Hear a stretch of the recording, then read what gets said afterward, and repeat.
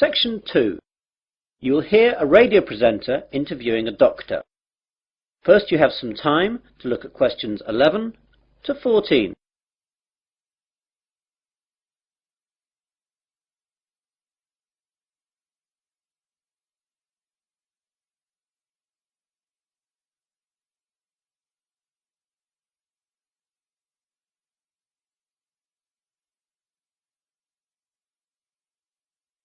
Now listen carefully to the interview and answer questions 11 to 14.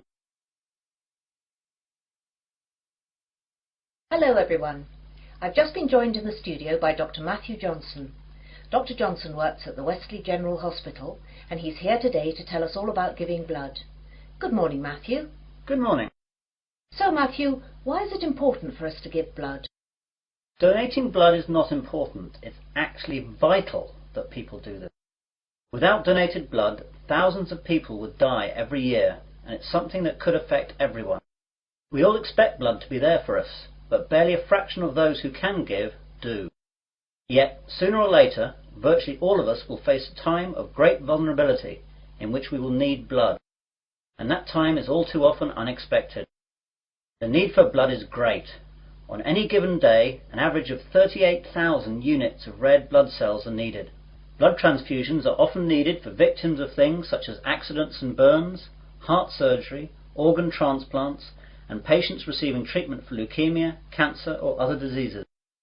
In 2002, nearly 29 million units of blood components were transfused, and with an ageing population and advances in medical treatments and procedures requiring blood transfusions, the demand for blood continues to increase.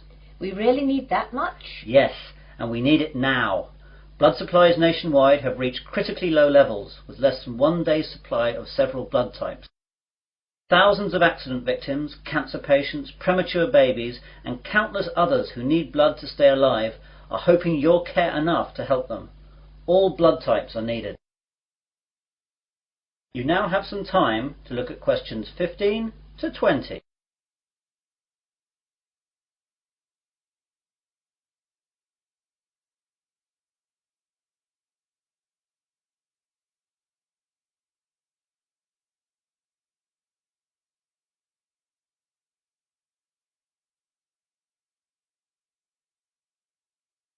Now listen to the rest of the conversation and answer questions 15 to 20.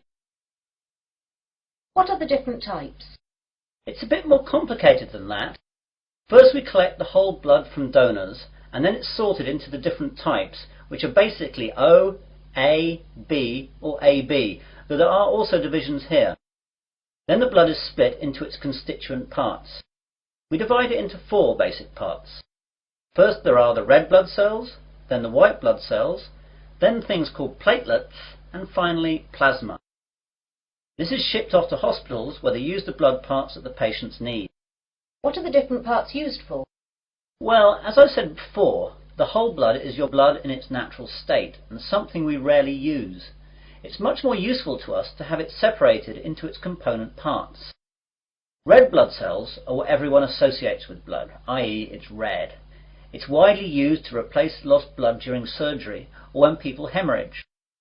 Its main function is to carry oxygen to cells. White blood cells are the most important part of the body's immune system, and they're used for patients whose normal defense systems aren't working properly. Platelets are crucial for making your blood clot, and we need to give them to patients who suffer from illnesses that deplete their natural levels of platelets, or they will bleed to death. Finally, plasma is what carries the other parts of blood around and needs to be administered with any of the other components. Take away the red blood cells and this is actually yellow. So that's what blood is all about. Now you're here in Wesley today to collect blood. Can you tell us where and when we can donate? Of course. We're set up here today, that's Wednesday, and for the next 2 days at Wesley General Hospital at the outpatients department.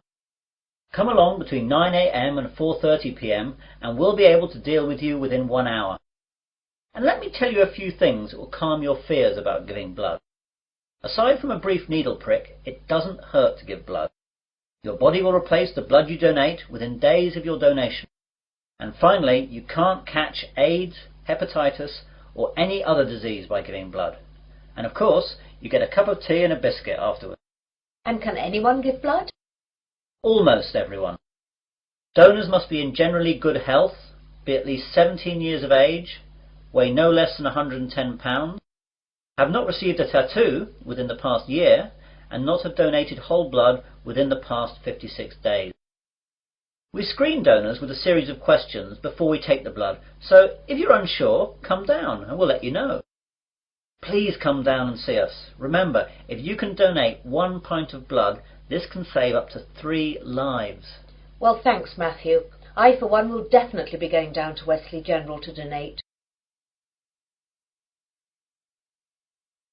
That is the end of section 2.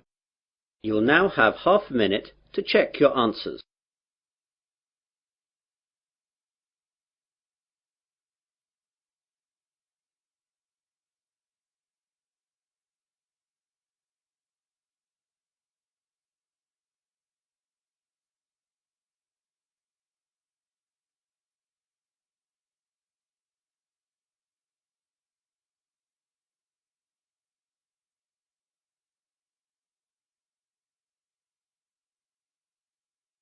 Now turn to section 3.